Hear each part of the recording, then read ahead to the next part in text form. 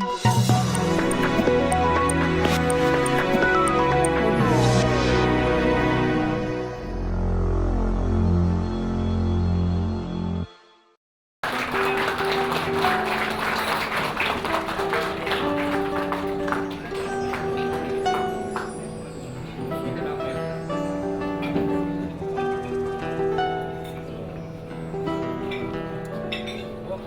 how are you? Albania, how are you?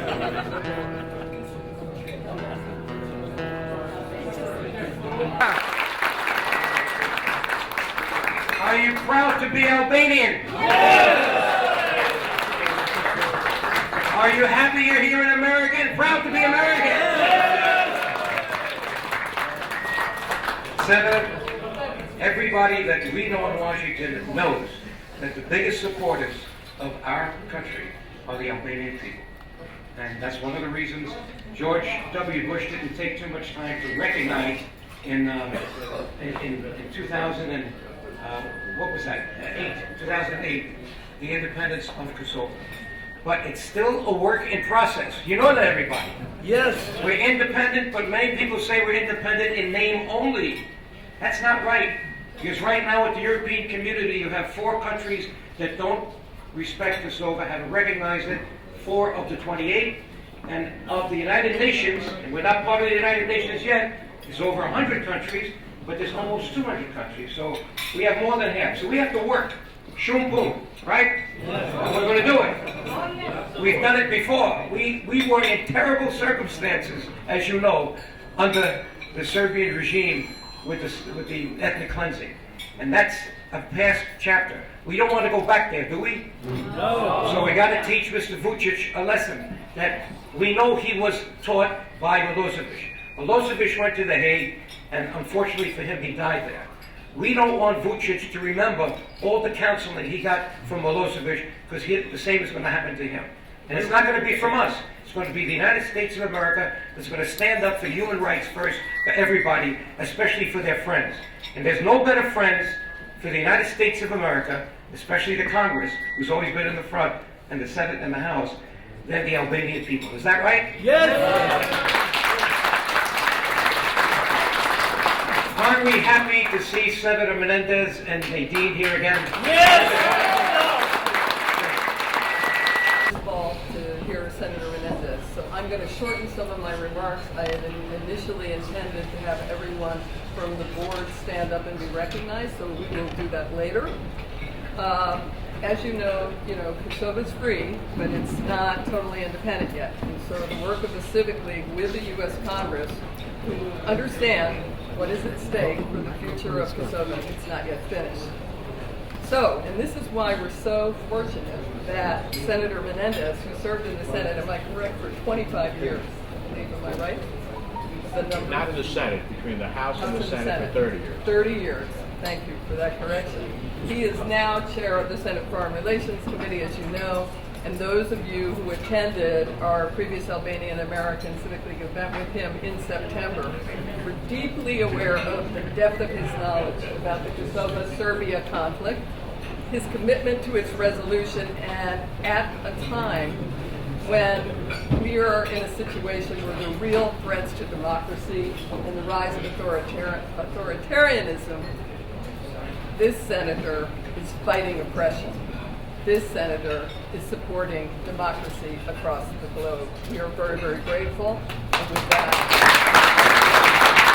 Well, hello, everyone. This is good to welcome you back to the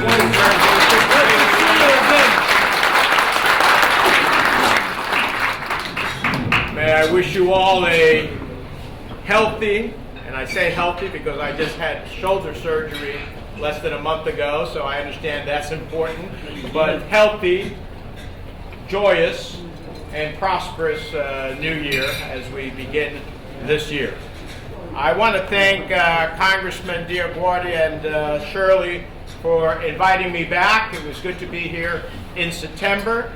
It's a pleasure to once again be addressing the Albanian American Civic League with my wife Nadine. She said we have to head to the train station to catch a train to Washington because I have an important meeting later tonight. Normally I go down on Monday, but I have to go back. We have issues with Russia, and the Emir of Qatar is in Washington, so we are meeting with him tonight. So anyhow, I'm glad that I was able to make it here and we could arrange the schedule so that I could be with you once again.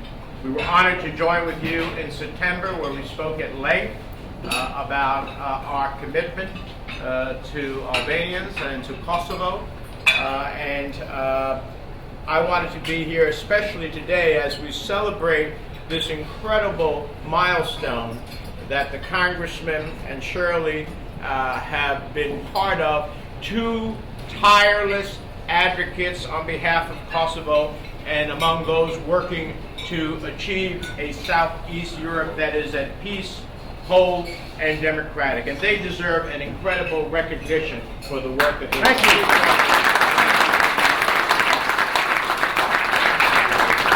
I'm pleased to be here with the ambassador as well. Thank you very much for honoring us with your presence, and with the esteemed members of the board of the Albanian American Civic League and all who have come to celebrate the legacy of your organization. Its vital work on behalf of Kosovo Albanians and Albanian communities across the Balkans. Congratulations to Dr. Bislimi as well for his work to illuminate Congressman DioGuardi's and Shirley's historic efforts that spurred Congress to action on behalf of Kosovo Albanians. Congratulations.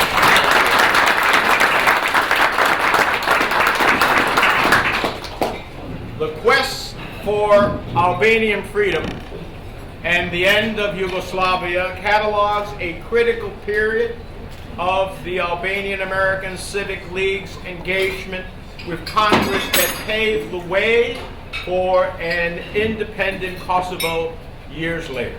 Both Joe and Shirley have a long history of advancing human rights of Kosovo Albanians and supporting the self-determination of Kosovo. As early as 1985 and 1986, Joe pushed for Kosovo to have a platform in the Congressional Human Rights Caucus. I used to belong, when I was in the House of Representatives, to the Congressional Human Rights Caucus. It is a powerful group of members, then at that time led by the late Tom Lantos, who was known, his name was synonymous with human rights in the world. In the early 1990s, Joe stood up for speaking out against human rights abuses in Kosovo and forged a bipartisan alliance that included Congressman Lantos, Senator Bob Dole, and then someone named Senator Joe Biden, now the President of the United States, to advocate his efforts to hold Slobodan Milosevic to account for war crimes were critical for advancing peace and democracy in the Balkans. Meanwhile, Shirley eloquently made the case to the American people during the war as to why Kosovo must be an independent country. Under Joe and Shirley's leadership, the Albanian American Civic League tugged at the American conscience. It pricked the American conscience. It reminded us that democracy and human rights in Kosovo were the unfinished issues of the Balkan conflict. Today, Congress continues to work towards a Southeast Europe that is at peace, whole, and democratic, one that includes an independent Kosovo.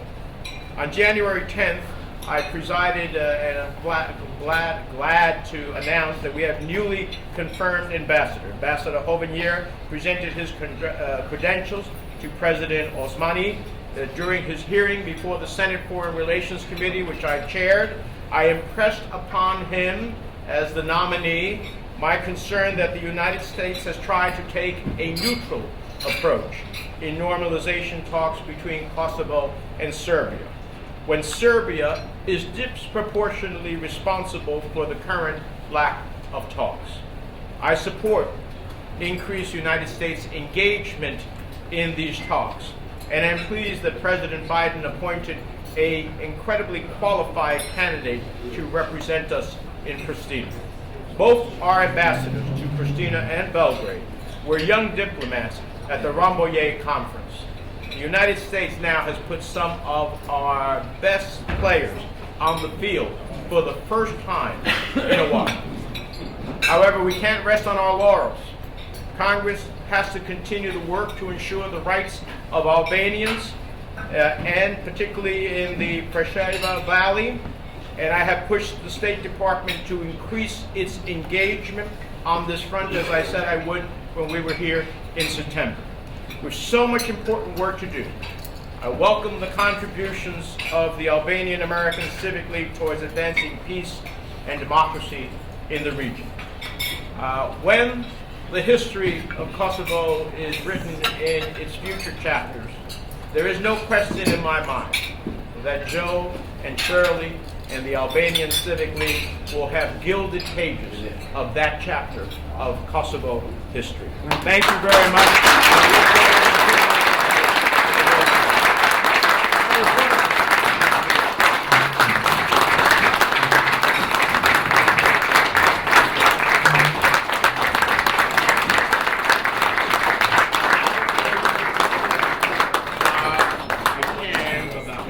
Said he would take a few questions before he left. So let's see if we can ask a couple of, let me be the first, okay?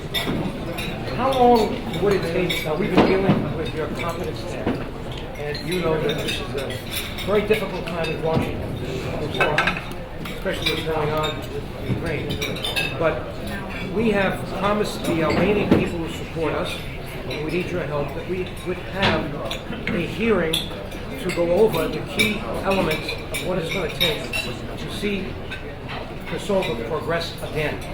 We've been on a long road of positive progression, interrupted by the Kosovo wars, as you know, and other things. So we just wanted to go on record to say that we need your help to kind of promote the message of the Albanian people in Kosova and in the Balkans for their self-determination again and for their human rights, especially when you have such aggressive adversaries. I won't even mention their name, you know who they are. So with that, I will ask you to just make a couple of comments, and Shirley, maybe you'll ask. So I think you all heard the question, which is how soon can we have hearings in the Senate about Kosova and its future, and how we realize its future of independence and freedom and prosperity in a way that all Kosovars desire and deserve. And so, of course, before the Foreign Relations Committee, we deal with the whole world, and the world is on fire right now. Of course, we have the immediate challenge of Russia as it amasses 130,000 troops on the borders of Ukraine. And for us as Americans, this is beyond the question of Ukraine itself. What we cannot have is a Munich moment. Those of you who may remember history may remember 1938, when Neville Chamberlain ultimately gave Czechoslovakia to Adolf Hitler in pursuit of peace at any price. And the result of that we saw was that peace was not accomplished, but that in fact Hitler continued his voracious desire to gain more and more territory in Europe. Putin is very clear about his goals. He laments the demise of the Soviet Union, and he seeks to recreate what he calls Nouveau Russia, to recreate, to rebuild those countries that are now separate and independent and bring it back into the Soviet orbit. I say that only because that's taken a lot of time for us. Also, we have the challenge of China, which is probably, until Russia's aggression, the single most geostrategic challenge. And we have the challenge of North Korea firing missiles. And we have the challenge in our own hemisphere, of Venezuela, El Salvador, Nicaragua, just to mention a few. So there's a lot on the agenda. But having said that, I have spoken to the chair of the Europe subcommittee, and instead of waiting for a full committee hearing, which is what my desire would be, and we still may be able to do that, to have a hearing at the Europe subcommittee level that can begin the dialogue. And I would hope that we would get there sometime in the next 2 months. And if we do that, we will begin a dialogue that I think will be incredibly important.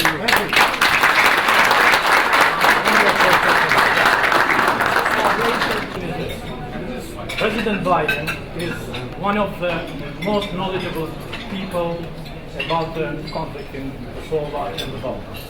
He appointed very powerful ambassadors, Slovenia and Representative Gabriel Escobar. They are very strong and powerful, but the statements that we are getting are still very unclear about where they stand in the policy. It appears that they are going along with the European policy, which is appeasement, infinite appeasement of Serbia, indefinite appeasement of Serbia. That's wrong. And also the Washington Agreement, they are mentioning the Washington Agreement, they are pushing the pressure in Kosovo to give up the sovereignty by creating those municipalities with clean Serbian association, which is against the European and American policy. What can we do to stop this and to our representatives to see them take a lead, not follow the Europe? They should take a lead to resolve the conflict, because the conflict will not be resolved by peace in Serbia. Those of you, I know there's in the back and we're not using a microphone, so I'm trying to project. The question, in essence, was, we have good ambassadors, great, but the messaging that we're getting is not as strong, not as clear, and as decisive as we would like as it relates to Kosovo. What can we do to change that reality? And so I think that the hearing that I just talked about always rivets the attention of the State Department in terms of what is it that Congress is seeking and what is it that we get the administration to focus on. As I just described the world, part of the challenge, and we think about this administration being in like if it was in for years, it just culminated its first year in office. It has been dealing with a once-in-a-lifetime pandemic. So we had nobody vaccinated. Now we have 200 million people vaccinated. It was dealing with the challenges of the pandemic that ultimately led to enormous economic consequences. So we passed the American Rescue Plan to rescue businesses, restaurants, people, help families. We passed an infrastructure bill when we in fact have the worst infrastructure that we've had since Eisenhower and the interstate highway system. I say that only to say it has not had its attention focused in a way that we would like it to see, particularly in global matters. So now is an opportunity to rivet the administration's attentions as we deal with Russia, which is its most immediate thing, I have to be honest, but by the same token, take the opportunity to say that there are other challenges in Europe that need to be dealt with so that peace and stability can not only happen, hopefully, in Eastern Europe, but can happen in the Balkans as well. And so I think the hearing that the Congressman asked about is going to be the gateway towards getting that focus. And we are committed to making that happen. I'm sorry that I'm going to have to leave, but thank you all very much. Thank you very much.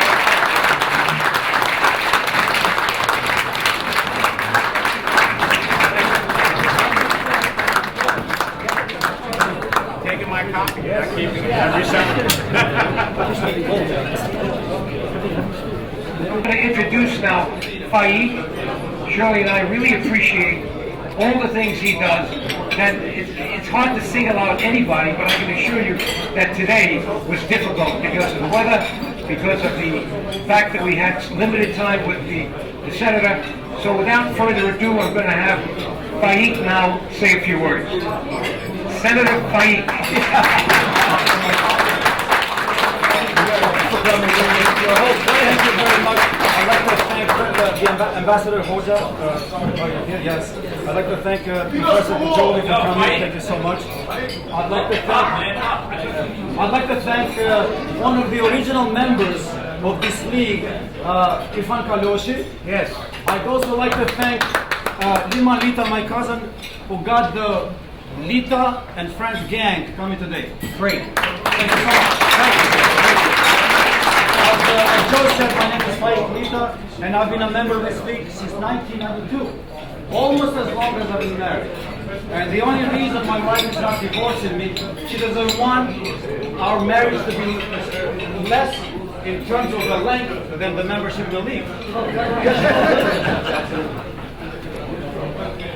We came for this book, and thank you very much, Dr. Bismini, for writing this wonderful book. I finished reading it yesterday, and I wrote some comments today about it. It is really a wonderful book, and I think everybody should read it. This is a book, if read deeper, this is a book actually about, I was thinking about this, about the Albanian version of David and Goliath. You see, the Goliath, which is Serbia, Yugoslavia, but dominated by Serbia, had this loud voice. Can you believe that? Had this loud voice. And for about 70 years or so, they were screaming, spewing lies everywhere, and they had, because they had the only voice, they became even the darling of Washington. So this Goliath took the form of Georgievich, who I will speak about shortly, Brankovic, and finally, because of this book, the timing of this book, finally in the form of Milosevic. So, okay, so let's see now. But Vladan Georgievich, this Goliath portrayed Albanians any way they wanted, basically in a negative light.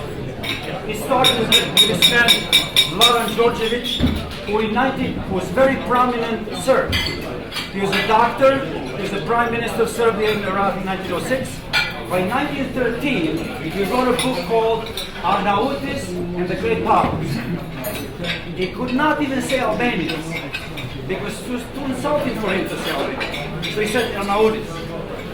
In this book, he said, and I'm paraphrasing, that Albanians have basically just come down from trees, that they have tails, and that in their vocabulary the word love does not exist, because they are not capable of expressing that emotion.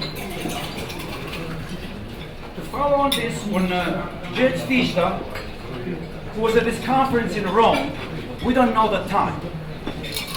It was a conference in Rome, literally a conference in Rome, and he was the only one standing at a round table.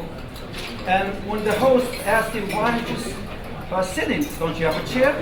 He said, no, I do have a chair, but my tail, I don't know what to do with my tail. And the host was shocked. What? The host said, what? And he said, that man there, because obviously it's the name we don't have, but it must be Georgievich. He said, this man, Georgievich, this man, wrote in his book that Albanians have tails. So I want either for him to come and show me the tail and find a place for it, or he should leave the conference. In the irony of all ironies, Georgievich took his tail between his legs and left in shame. Isn't the irony something? The second iteration of this bad image that Albanians were portrayed was by the Prime Minister of Greece in 1919 at the Versailles Conference of Peace. He convinced, when Wilson was not present, he convinced the British, the French, and the Italians that Albanians were the only uncivilized people in Europe, and that they could not possibly govern themselves. Thank goodness, or thank God for religious people, that Wilson did not listen to him. So this is the second part, how they portrayed it. I would like to quote one passage from the book. Senator Pell's partial statement to Albanian Americans. I think it was October 1990. So they said, quote, Albanians have a proud tradition of resisting foreign oppression. The Albanian ancestors were never fully incorporated into the Roman Empire, and the Turkish sultans were no more successful in subjugating the Gezer Ghosts. The Romans and Turks learned a valuable lesson. don't stir up Albanians. It doesn't take. Without their initiative, DioGuardi may not even know that it's Albanian on your father's side. What's worse, without the initiative, the foresight, Joe, you may have cast a vote or two for the monster because they were the only voice. I know that, but because that was the only voice we had. So, I hope this book is read by all Albanians. 1 more minute, please. I hope this book is read by all Albanians, but especially by elected officials in Albania, Kosova, Macedonia, and Montenegro, and Yugoslavia. And realize that lobbying is the most effective way to realize the national cause. If they already know this and choose another group to lobby for them, though fine with me, I would suggest this to them.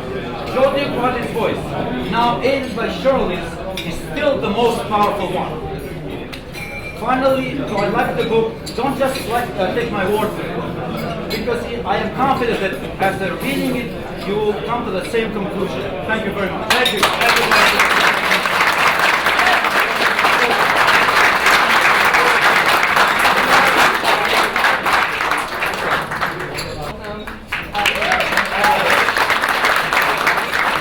Good afternoon, ladies and gentlemen, esteemed guests. I want to mention especially our historian, great historian Yusuf Bujoli, who is with us. Ambassador of Albania, Mr. Ferit Hoxha, Mr. Jimmy Isufaj, our ambassador in New York, and our new ambassador in Dugoli. We wish him great success. If I forget someone else, I'm sorry. Let me go on because I want to be short. Today, we are celebrating the historical work of former American Congressman, our branch origin, Joseph J. DioGuardi, and the Albanian American Civic League during years 1985-93, prepared by the member of the Executive Board of Albanian American Civic League, Dr. Faton Bestimi. Thank you, Faton. Thank you again. In a book titled West to Albanian Freedom and the Fall of Yugoslavia. I would like to emphasize the well-established truth, also documented in the book written by Faton, that Joseph J. DioGuardi is a historical figure of the Albanian nation.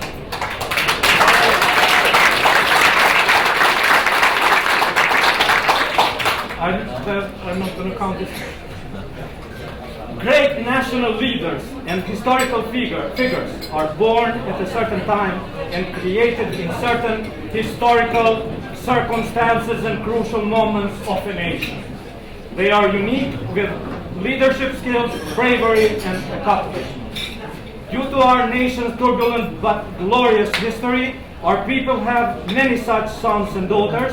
Among them are those that changed the course of our history forever, such as Gjergj Kastrioti Skënderbeu, Ismail Qemali, Ibrahim Rugova, Adel Jashari, and Joseph J. DioGuardi. Thank you. Joseph DioGuardi is without any doubt a living legend of the Albanian nation. Following the path of Fancinoli and Paikonica, he is the father of organized, modern, very successful Albanian-American lobbying activity in Washington and beyond. Joe's first 4 years as a congressman, then as the president of Albanian-American Civic League, joined in 1994 by Shote Galica, Shirley Cloyce DioGuardi, and supported by the board of Albanian American Civic League and many thousands of Albanians in the United States. Their work was extremely important in achieving Kosova's freedom and independence. Even though Kosovo was by far the biggest challenge and the most important issue, Joe, Shirley, and the League have been standing up for the human and national rights of the whole Albanian nation.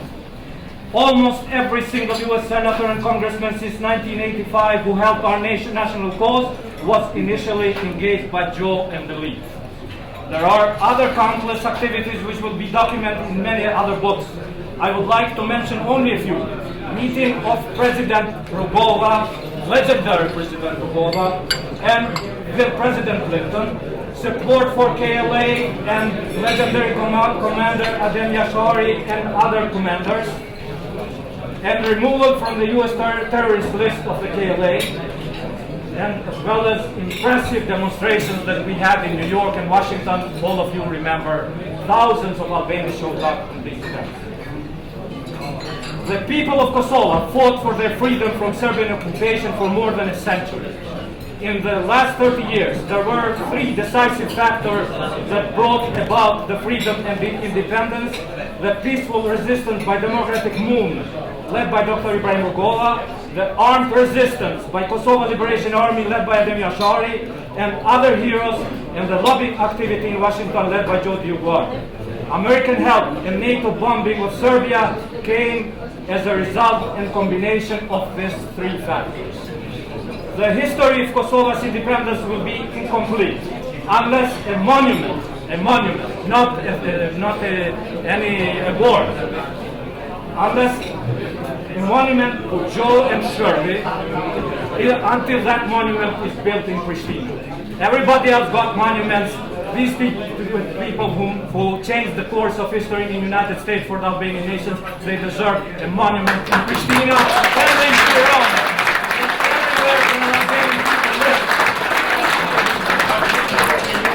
They would not accept any recognition by corrupt sellout politicians.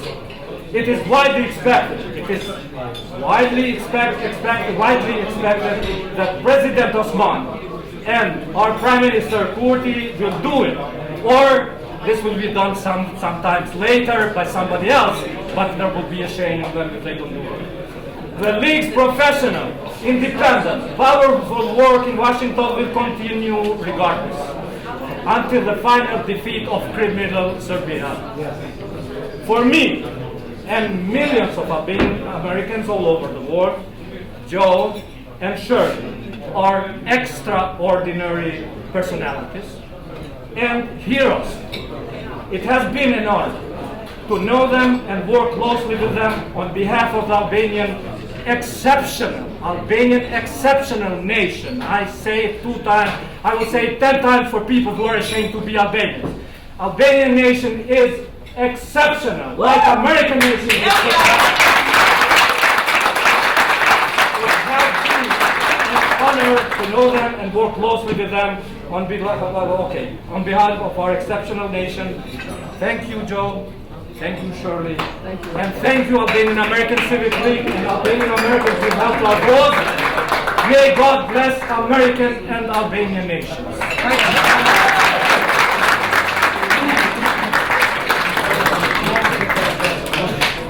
Extremely important. The person that you are going to next here, we are welcoming, and that is Ambassador Ferit Hoxha.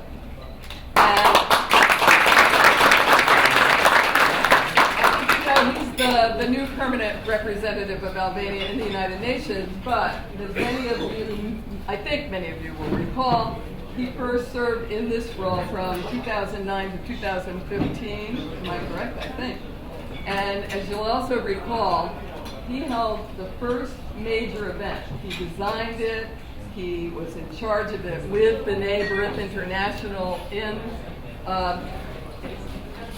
at the UN on Holocaust Remembrance Day, about the unique role that Albanians play, Albanians in Albania and Kosova, in saving every Jew who either was in Albania or made it to Albania during the Holocaust.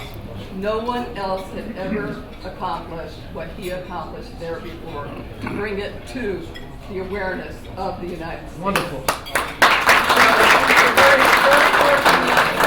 He's returned as Albania's ambassador to the U.S. and at a time when also Albania is a member of the UN Security Council for the first time. Isn't that wonderful? So, our very good friend, Ambassador Ferit.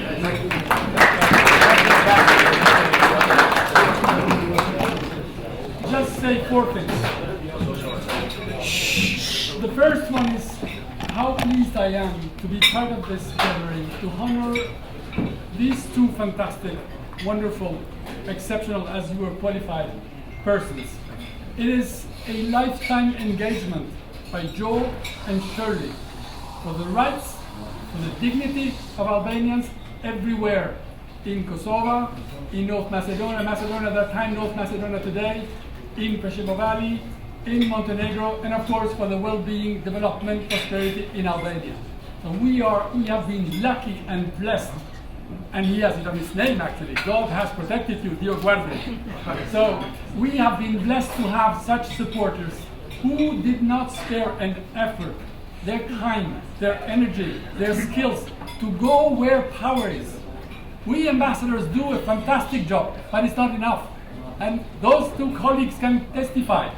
We need people who go where power is, to have that credible information, to give that information, that first-hand information, to those who decide. And without that, we would not have been in Kosova or in Albania where we are. That was my first point. My second point is that your work not only is recognized by us, but reality has shown what has happened. So your efforts are not in vain. And Albanians everywhere, but I can speak about Albanians in Albania, will never ever forget. Your work, activity, contribution, impact has to be recognized, will be recognized duly in Kosova, I hope, but I can assure you, in Albania. Thank you. The third, I would like to say just, of course there are many problems, and the international recognition of Kosova is not complete. It will come, because that's the only way. It's just one straight avenue. It's not easy, it has become complicated, but I was very happy to hear Senator Menendez committing, because it's complicated in Europe, but it can be sped up by the US. So if you continue your work, which I think you will continue, this is priority number one. The US needs to get engaged seriously, to push Europeans and to get over with that issue with Serbia. Yes.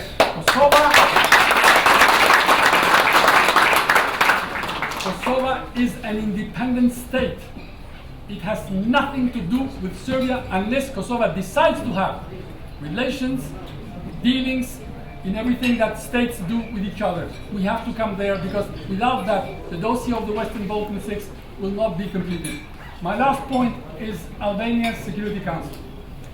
I'm privileged and honored, and this is the honor of my life and my team, that for the first time Albania is serving where decisions are made, where the important issues are dealt with. And if I'm losing a little bit of voice today, I will be missing it tomorrow at the special meeting that we will have, and the clash we'll have with Russia on Ukraine.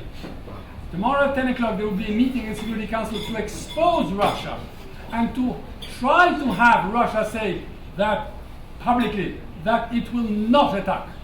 We don't know what's happening. They are preparing. But we will expose Russia tomorrow to say that Russia respects the territorial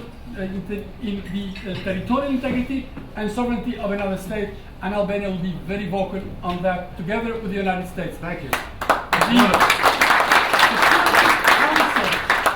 The Security Council has added for Albania not only a spotlight, not only responsibility, but it has added a layer, an important layer that we have not had in our fantastic, exceptional relations with the United States. I sit every day close to a member of the Biden's cabinet, Ambassador Linda Thomas-Greenfield, and I talk with her every day on various issues. So whenever I need to tell her something, I have her close to me every day, and I'm speaking about this engagement of the United States for Kosova because it's extremely important. Wonderful. Senator Menendez said that it was difficult, but they will have to do a little bit more. And I'm concluding by saying that every time you went to testify, every time you, like this one, gathered people, there have been so many occasions. Please accept one wholehearted thank and gratitude for every second that you spent for us. Thank you.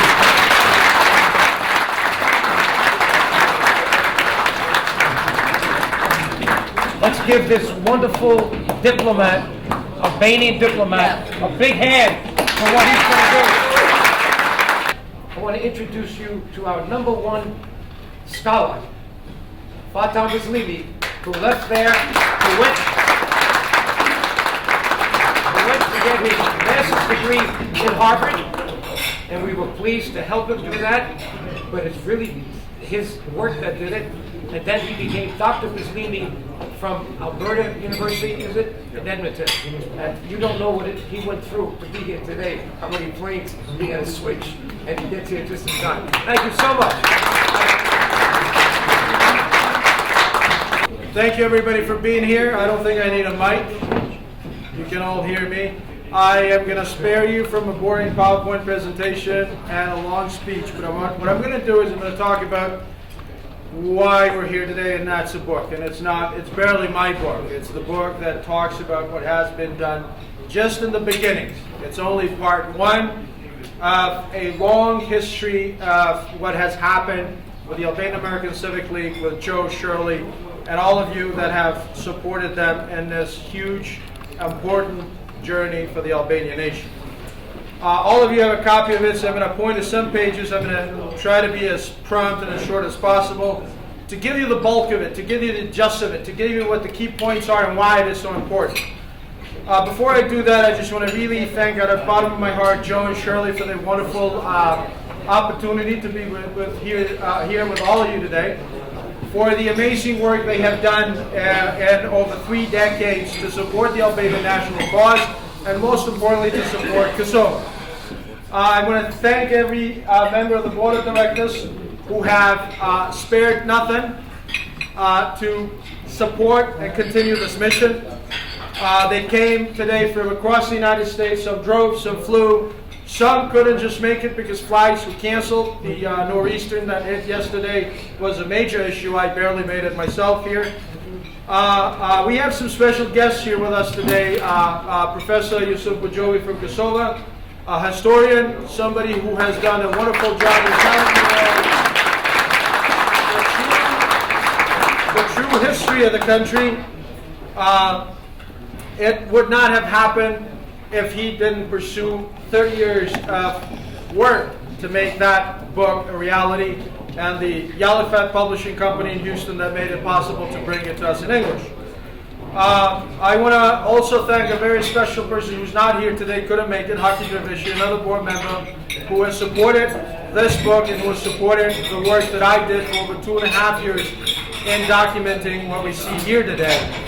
A couple of good friends that came from Kosova that have been my right-hand man, not only for the book, but for the work that I do in Kosova on behalf of the Civic League and on behalf of the people of Kosova. On the Ishvatim, thank you for being here. We have distinguished guests today. We all are distinguished by the virtue of being here, let me say that. But I want to recognize Ambassador Hoxha, who in my opinion is one of the most important diplomats we have in the Albanian world today. We have missed him in New York for a while. He was here before, had a different assignment for a while. He's returned. And he returns at a crucial time in the history of Albanian diplomacy to serve Albania and the Albanian nation as a representative in the Security Council for the first time in history of the Albanian state. Another equally important diplomat that just started in Washington, Ambassador Ilir Dugoli from Kosova. He's just been here a few weeks, maybe a few months, I'm not sure. He has served the Republic of Kosova in previous diplomatic assignments as ambassador in Brussels, if I'm not wrong, in Turkey after that, and now ends up in Washington. And his colleague from New York, Ambassador from Zimisufa, who leads our mission in New York on behalf of the Republic of Kosova. Thank you for being here. Linda, thank you for being here. He has been a supporter of books by Bujovi, and together with Rami Stafida of Houston, they have made sure that we tell the story. Most importantly, though, I did this book, and I'm here today not because of us, but because of those who come after us.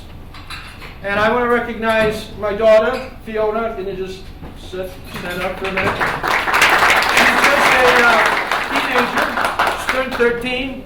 But I brought her with me so that this generation of young people understands how we came to be where we are today, and then they hopefully take on the torch as we pass on. Nobody's going to live forever, so we got to make sure that we document as much as we can so that those who come after us know what has happened. With that, I'm going to start with my little presentation. Again, I'm going to spare you from a PowerPoint, although we kind of set up for that, but I'm I wanted to be more interactive, and I want you guys all have a copy of the book. So here is the key points that I say that have really kind of gotten me to think, although I've been with Joe and Shirley in the Civic League exactly two decades now. But as I was looking at the materials that I got from Joe and Shirley and the archives, congressional documents, resolutions, letters, all of that, some of which are published here for the first time, I kind of relived that entire history. I was not part of any of this in the 80s and 90s. I was just a little kid. So for me, it was enriching in many ways. Beyond enriching, it was inspirational. And this is, as I said, just the beginning. It all starts in 1984, when Joe gets elected to Congress against all odds. Nobody expected him to win. He did win. His win was not only for his political ambitions and his own political agenda. I think his win was way more important for the Albanian issue. Things would have not happened the way they have happened without that win of that election in 1984. Thank you. Beyond that, a lot of people would, kind of ask the question, well, how did it happen that he then became so involved with the Albanian issues? Well, Joe talked about that, and everybody else who spoke before me talked about that, so I'm not going to repeat any of that. We know the story how he got involved. But if you turn to page 39 of the book, you have the first ever congressional resolution that was introduced in the United States Congress on June 17, 1986. It was signed by only one member of Congress in the House of Representatives, Joe DioGuardi, and his friend in the U.S. Senate, Senator and former presidential candidate Bob Dole, who recently passed away. A lot of people talk about history, but a lot of people have not shown you the facts. On page 45, you had a letter signed by Dole, addressed to Joe, thanking him for the introduction that he made to Dole and the bringing of Dole into the Albanian world and the Albanian issues. Signed on to that resolution. I have all the names documented here. Just a year after the first resolution, Joe manages to get 58 members of Congress to sign on a resolution condemning Yugoslavia. Yugoslavia was a big shot at that time. Kosova was nowhere to be found, not even on the maps. The first movement, legally, as a national movement for democracy and freedom and independence in Kosovo started with LDK in 1989, way after all of this was happening. So 58 members of Congress signed the resolution a year later. This is crucial because this is when we broke the ice. This is crucial because this is when the world started to understand through the American Congress that there is some people that are freedom-loving, that are on their historical and ancestral lands, and that are being butchered left and right by the regime of Milosevic at that time. On page 85, and if you have the book, you can just follow along because this is very important for you to just get the bulk of it, is the document, the United States Department of State document is reproduced. I didn't write it. I copied the actual document, placed it on the book. Well, here's what the document, among other things, says. This says that what Joe was doing, pretty much, and the resolutions he was introducing in Congress, were not seen in any way, shape, or form with a favorable eye by the American administration. In the 1980s, late 1980s, America wanted peace at all costs in that region. It was not ready to go to war or do anything about Albanians. Anyone, but much less Albanians. Indeed, I quote that document, you have it on page 87. It says that what Joe was doing, pretty much, was needlessly damaging the relationship that the United States had with Yugoslavia.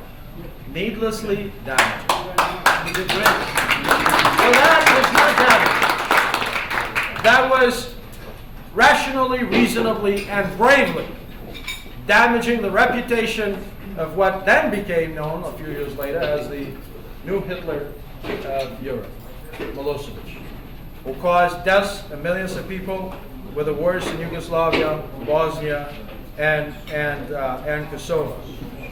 These resolutions were key because in November 1987, we managed to have the first ever hearing in the Human Rights Caucus of the United States Congress. 1987. For the young people I see here, they were probably not even born. I was only 3 years old at that time. So when the United States Congress was speaking about my rights, I had no idea about anything in the world. I was only 3 years old. This was the first time that officially we were talking about what was going on in Kosova at that time. That brings me to the point number 2, which is absolutely in my mind significant and important. And you have that in page 109. In page 109, you have a letter by President George H.W. Bush, the late president now, George H.W. Bush, written and signed by him, addressed to Joe DioGuardi, in which he talks, last paragraph if you read it, it says, we're not going to stop at anything to make sure that the Albanian people in Kosovo get their human, political, and civil rights. Now, for those of you who have studied political science, for those of you who have studied history, you have come across the famous expression of what's known as the Christmas warning.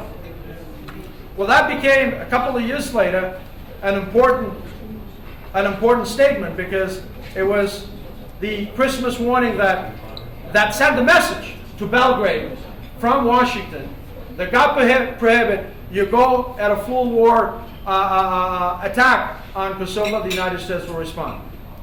I ask any scholar, any student of political science, to find yet another document that shows and documents the roots of the Christmas warning as they are documented in this letter from September 27, 1988.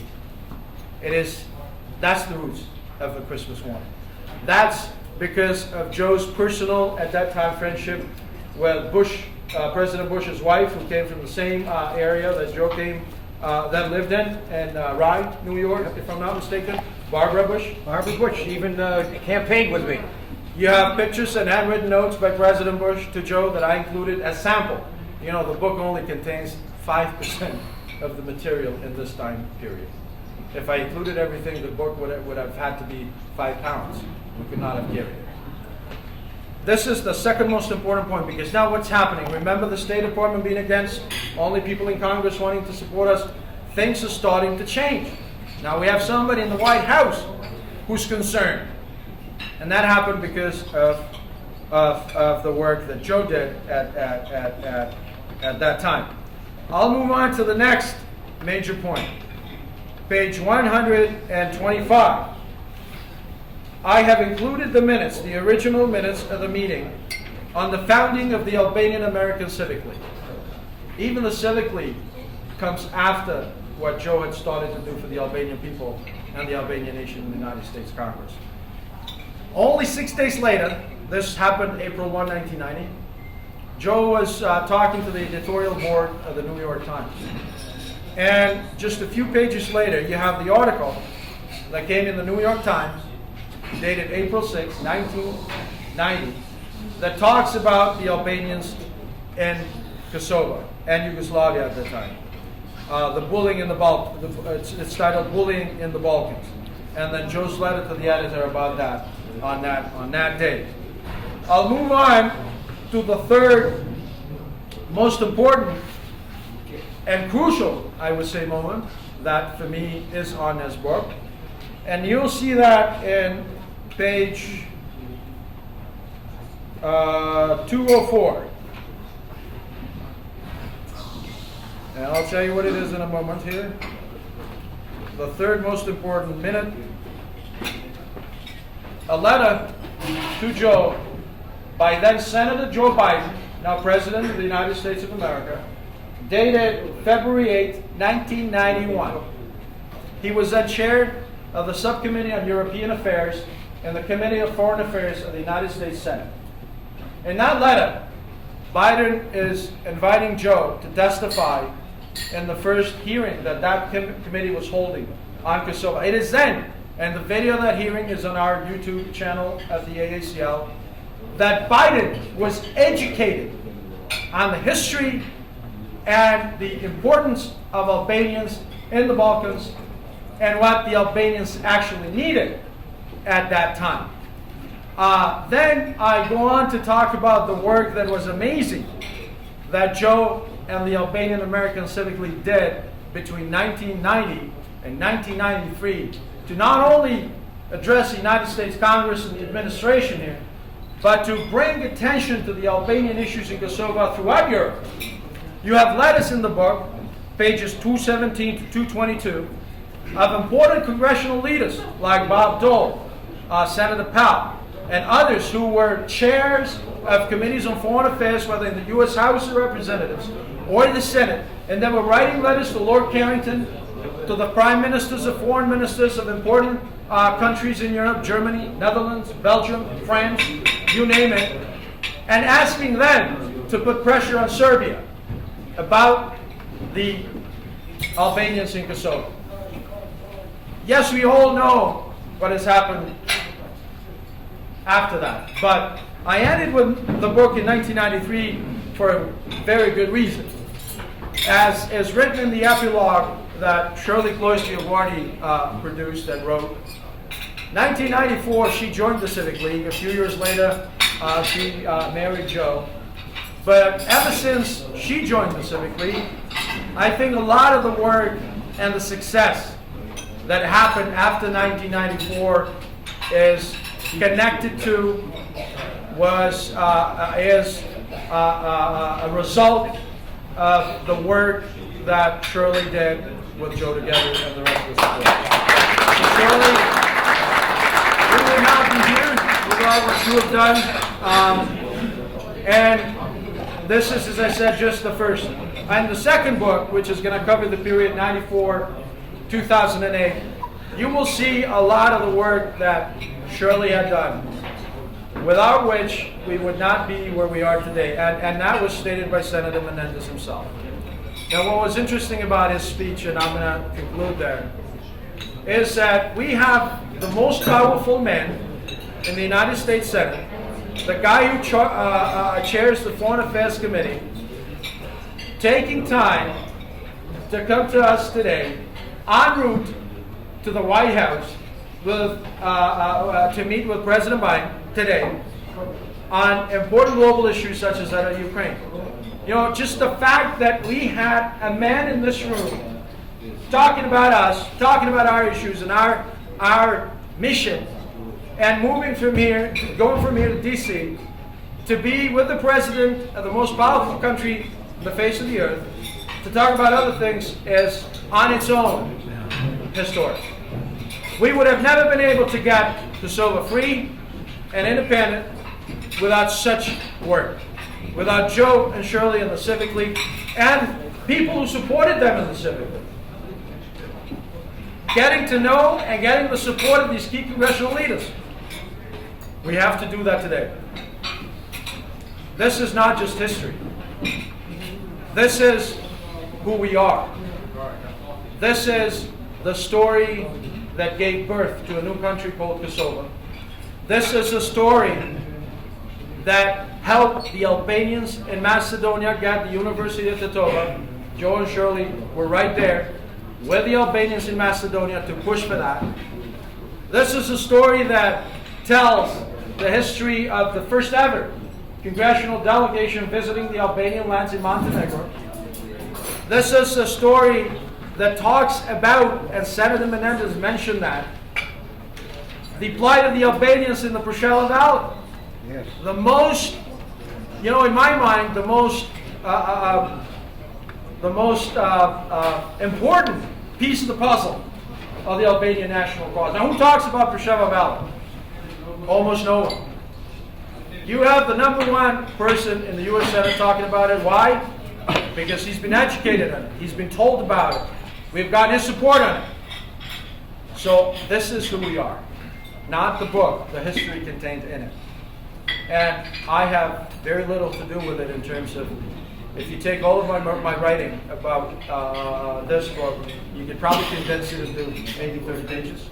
out of the 300 pages. The rest of it is documents and documents and documents. Because only by telling the truth based on facts, we can build the true, actual story of our history. The rest is just cheap talk. With that, again, thank you from the bottom of my heart for being here. I have had the honor of my life to work with these two people who I consider family, to work with these two people and the board. Again, I see Zikri, Hafiz, Dodika, everybody who's on the board and who has supported us, Nazim, Yanuzi from Atlantic City, Sab Gosh, everybody. Rishad Marash, I see you there. You people have been my family. Because of the plane, he took the car and drove. So, from Michigan. Without any further ado, from the bottom of my heart, Familie Schum. Thank you. So, Familie Schum. Thank you.